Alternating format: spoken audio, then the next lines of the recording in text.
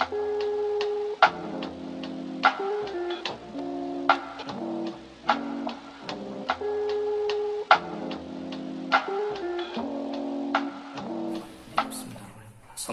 warahmatullahi wabarakatuh. Selamat pagi menjelang siang anak-anak. Untuk hati yang belum tenang, untuk raga yang belum senang, harus tetap semangat dan selalu berjuang.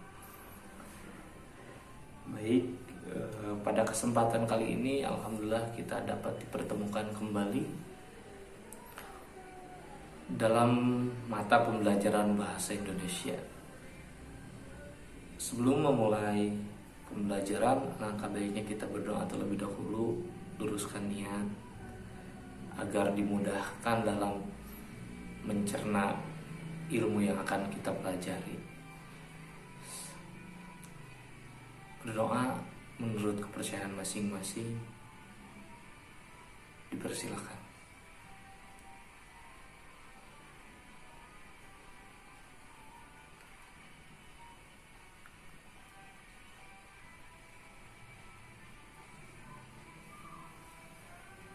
Cukup.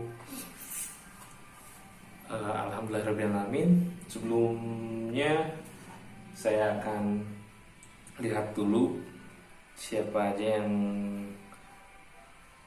tidak bisa mengikuti pembelajaran saat ini ya.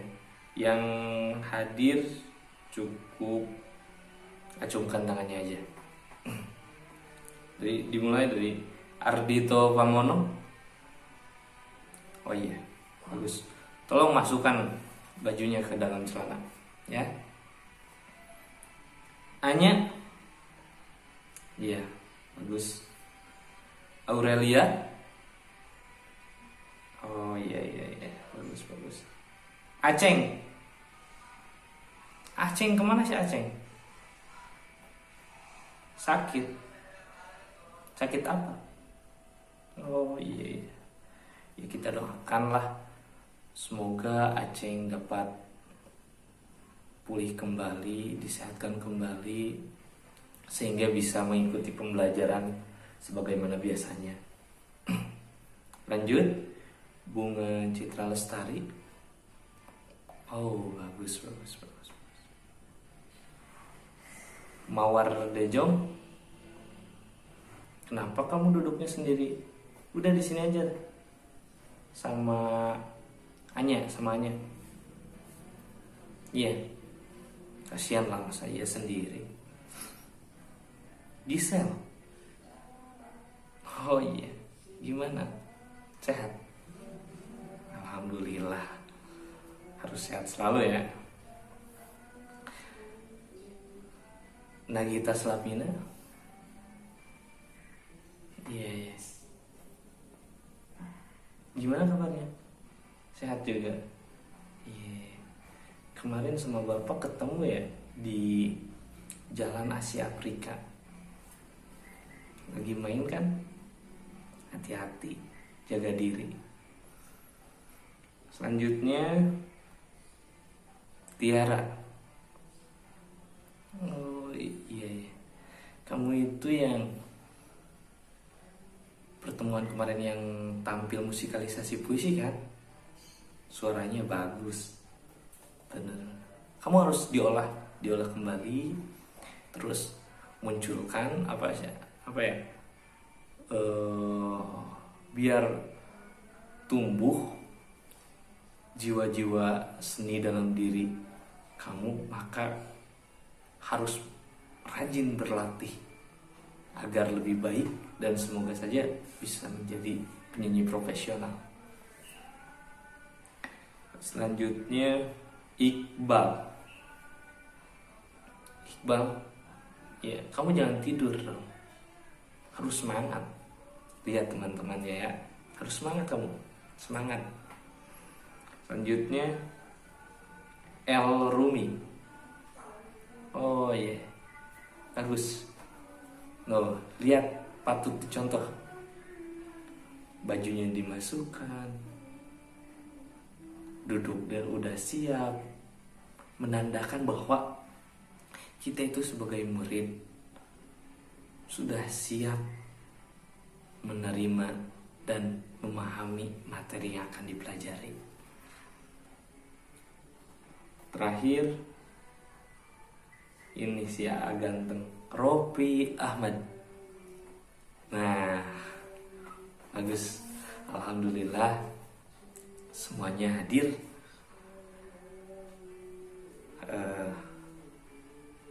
Bapak senang sekali ketika semuanya hadir, karena ada yang hadir ya tadi tuh. Siapa sih? Oh, si Aceng. Iya, lagi sakit ya. Ya gak apa-apa lah, karena kan kalau sakit itu gak ada yang tahu gitu. Makanya untuk semuanya harus jaga diri, jaga kesehatan, pola makan teratur, dan juga ibadah kepada Tuhan harus diutamakan. Dan mungkin di sini saya akan membimbing kembali hingga kalian mampu memahami dan mendalami apa aja sih unsur-unsur yang ada dalam puisi, hingga bagaimana kita belajar memaknai puisi-puisi yang bisa dibilang populer, udah dalam, dan banyak orang yang menyukai akan karya tersebut. Sehingga Bapak harap kalian mampu menjadi penyair-penyair yang hebat dalam karya sastra puisi ataupun cerita pendek, cerpen, novel, dan lain sebagainya. Nah, oleh karena itu pada pertemuan kali ini akan membahas mengenai dari mulai pengertian puisi, terus unsur-unsur pembangun dalam puisi, hingga makna puisi. Oleh karena itu, siapkan terlebih dahulu buku catatan kalian semua. Yang bawa buku puisi atau salah satu karya siapa aja, baik dari karya Sapardi Djoko Damono ataupun dari Suhokgi, W.S. Rendra, atau siapapun, silahkan dikeluarkan saja biar nanti menjadi sebuah referensi untuk kita dalam pembelajaran. Nah, baik, minggu kemarin Bapak sudah menyuruh kalian untuk membuat sebuah video ketika membacakan puisi, dan di sini Bapak tidak akan menayangkan semuanya, tapi jujur Bapak sudah melihat semuanya, itu sangat bagus, dan terima kasih sudah mengumpulkan dan mengerjakan. Di sini saya akan menampilkan salah satu dari kalian, yaitu video pembacaan puisi dari Ropi Ahmad. Nah, kalian mohon memperhatikan sehingga kalian mampu menanggapi, bukan hanya dalam pembacaan, menanggapi pula dari isi yang dibacakan. Paham? Nah, oleh karena itu maka kalian harus fokus dan memperhatikan video dari teman kalian ini. Bapak akan putar ya, silakan perhatikan.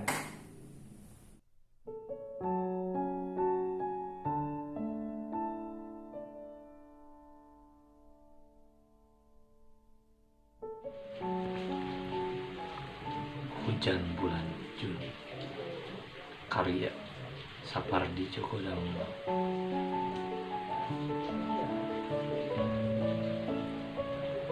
Tak ada yang lebih tabah dari hujan bulan Juni dirahasiakannya rintik rindunya kepada pohon berbunga itu.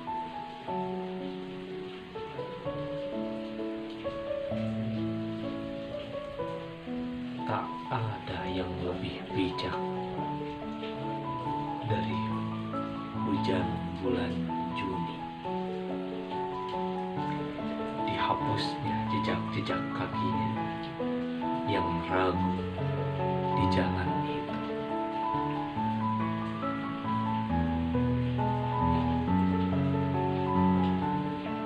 Tak ada yang lebih arif dari hujan bulan Juni. Dibiarkannya yang terucapkan diserap akar pohon bunga itu.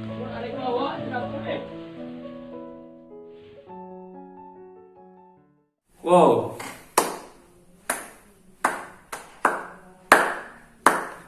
bagus sekali penampilan dari Ropi Ahmad yang telah membacakan puisi dari salah satu penyair yang begitu populer dengan karya-karyanya, Safardi Djoko Damono. Puisi yang dibacakannya menarik sekali untuk kita kaji, ialah Hujan di Bulan Juni. Baik, sebelumnya dari kalian silahkan untuk menanggapi. Kita mulai dari isi dulu ya, dari apa sih, dari karyanya gitu, bukan dari pembacaannya, dari karya puisi tersebut. Silahkan, ada yang mau menanggapi?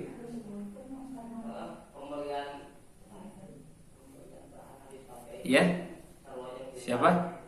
Nagita Slavina? Apa? Iya. Jadi makna inti dari Hujan Bulan Juni itu sebuah kerinduan gitu ya.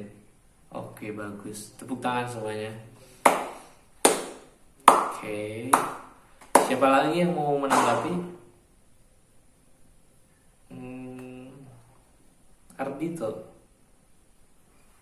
Iya.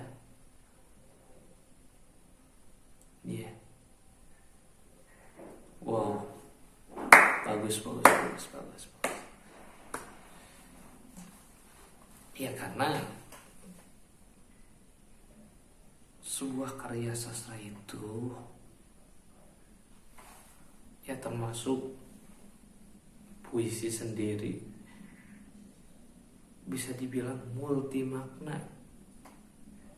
Kita berhak, dan terkadang dalam satu karya memiliki makna yang luas,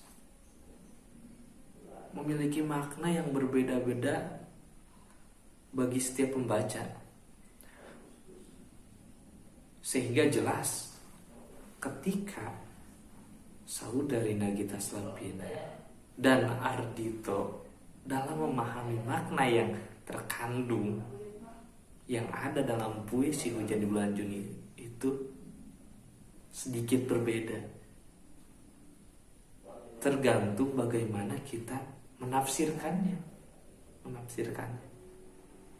Disitulah keindahan dari puisi. Setiap orang mampu memaknai, akan tetapi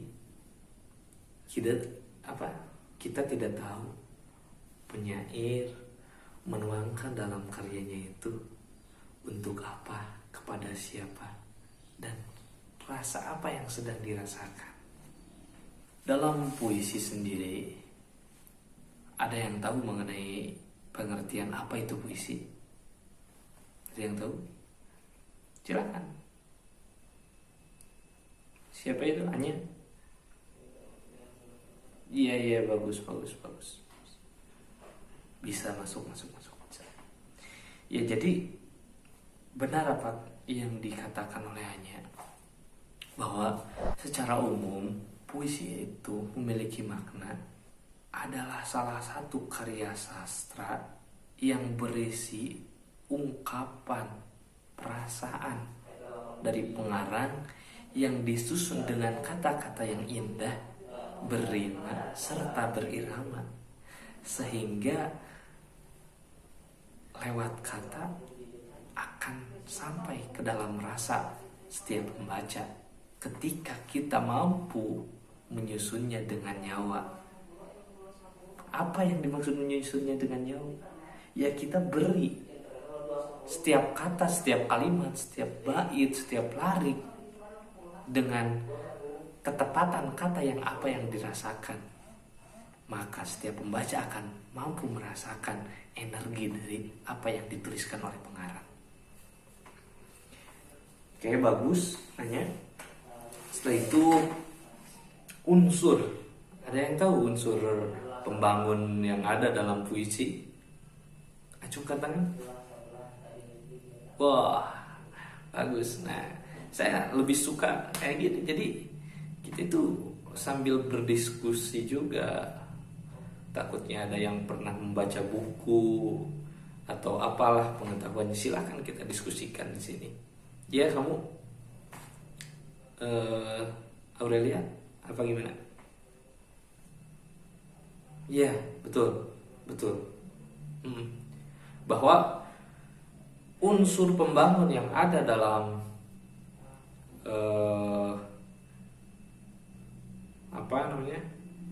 yang ada dalam puisi itu kita simpulkan menjadi dua bagian. Yang pertama unsur lahir, yang kedua unsur batin. Betul sekali. Dalam unsur lahir sendiri ada beberapa bagian juga. Ada yang tahu? Silahkan. Ya, yang pertama tipografi. Apa tipografi itu? Simpelnya apa? Ya, tipografi itu adalah gaya penulisan atau bentuk penulisan. Terkadang penyair memiliki makna tersendiri gitu dari cara penulisannya. Ada yang dari samping, ada yang zigzag, dan masih banyak yang lainnya. Sehingga bagi pembaca itu sendiri memiliki ketertarikan untuk memahami apa sih maksud dari pengarang dalam penulisan karyanya itu seperti ini gitu. Nah, itu termasuk ke dalam tipografi. Ada yang miring terus. Ya, karena dalam puisi sendiri ya mungkin termasuk ke dalam unsur lahir. Yang pertama yaitu tipografi, betul. Yang kedua apa coba? Ada yang tahu? Ya, udah jangan dulu Aurelia. Yang lainnya. Siapa? Gisel. Ya, apa Gisel? Iya, betul sekali. Diksi.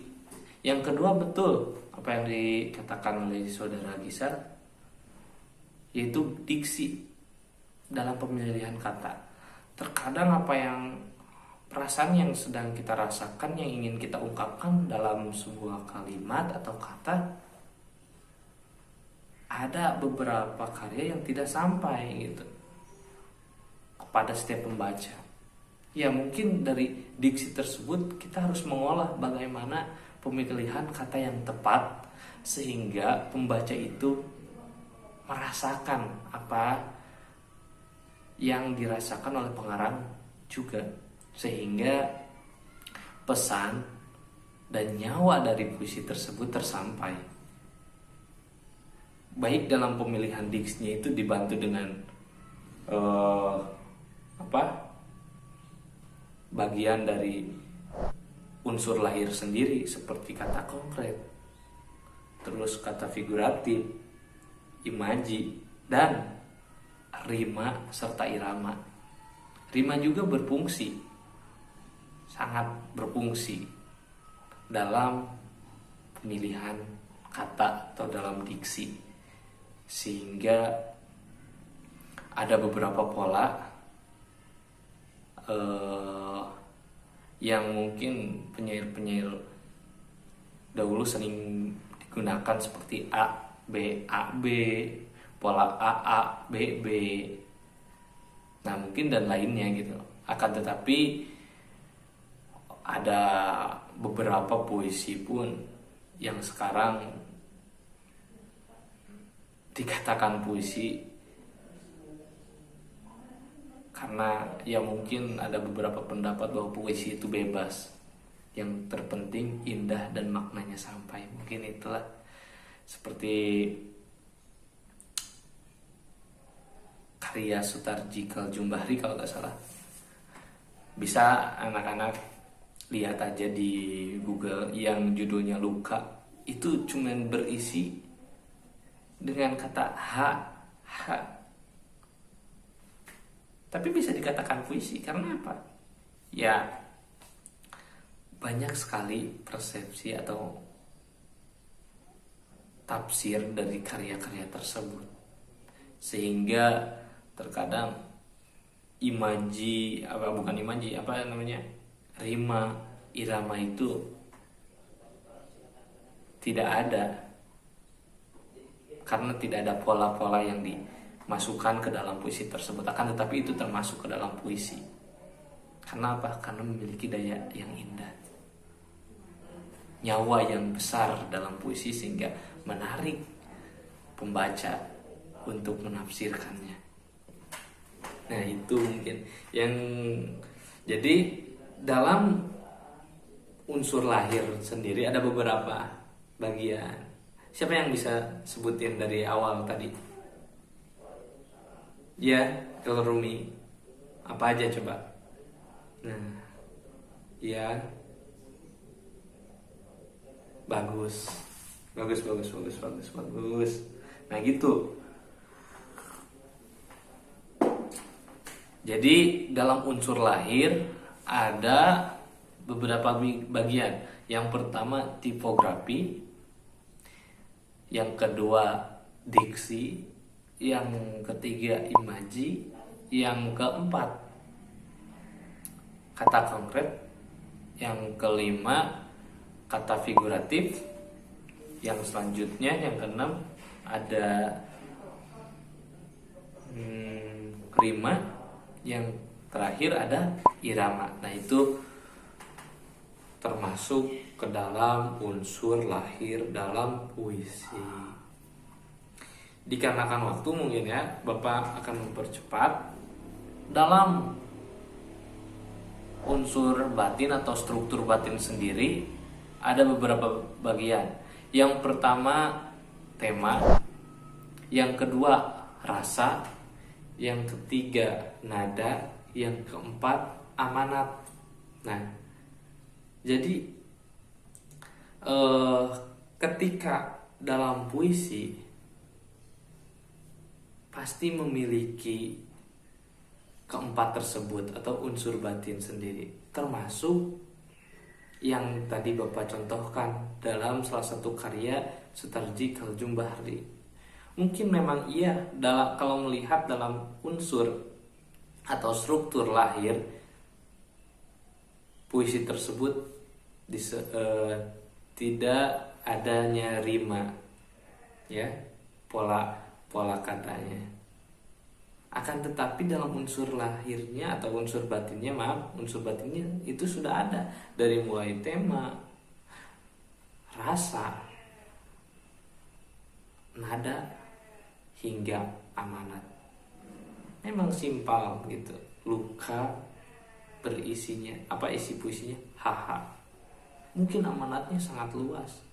Akan tetapi kita juga tidak mampu mengetahui pengarang tersebut apa yang dimaksud gitu dalam puisinya. Ya, karena puisi ini memiliki multi tafsir atau multi makna, sehingga kita bebas dalam memaknai sebuah puisi, tergantung pembaca atau tergantung daya baca kita itu ya, dan daya rasa kita. Baik, mari kita simpulkan bersama-sama bahwa dari tadi kita telah mempelajari dari mulai pengertian puisi, terus unsur-unsur pembangun yang ada dalam puisi. Walaupun belum selesai semuanya saya jelaskan, akan tetapi semoga yang tadi saya sudah jelaskan Anda dapat memahami dan mempelajari lebih lanjut bahwa dalam unsur-unsur pembangun sendiri ada dua bagian, yaitu unsur intrinsik dan unsur ekstrinsik. Dalam unsur intrinsik sendiri terbagi lagi menjadi dua bagian, yaitu unsur lahir dan unsur batin, atau struktur lahir dan struktur batin. Nah, untuk struktur batin sendiri mungkin minggu yang akan datang atau pekan selanjutnya saya akan jelaskan beserta unsur ekstrinsik.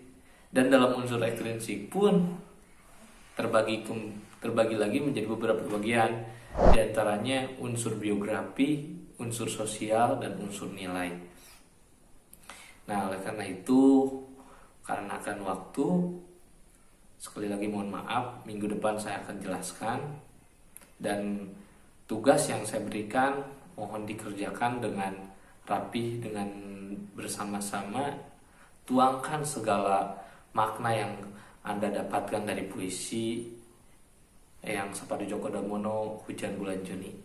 Minggu depan kita akan bertemu kembali. Semoga kalian tetap sehat dan jaga diri dengan baik-baik.